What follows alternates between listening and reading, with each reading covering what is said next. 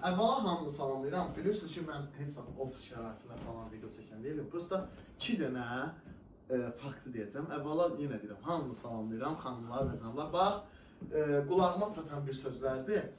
Bizdə güya çəkiliş pullandır, ödənişlədir falan, yox.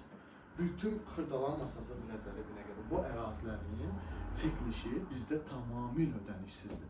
Yəni, qulağıma sözə səsim, məsələn, gedirəm bəzi evlərə, deyir, mən sizi çağırmaq istəmirdim. Elə bilirdik ki, ödəniş pulları xeyr. Heç bir ödəniş təqbir istənilmədən, heç bir ödənişə ehtiyac olmadan evləri gəlib çəkilir, paylaşırıq və yəni onu özü yerdə danışır. İkinci fakt da odur ki, yəni bilirəm altından yazırsınız ki, bu evlər filan yerdədir, bu nə evdir? Valla mənim çəkdiyim ucuz evlərin 70%-nin yerində torpaq qiyməti çox bahadır.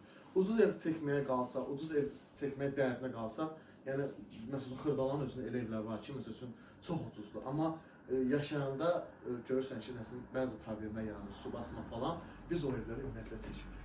Yenə deyirəm, əsas məqsədim bu videonu çəkməkdə oydur ki, bizdə çəkilən evlərin heç birinə, yəni sıfır ödənişsiz evlər çəkilir.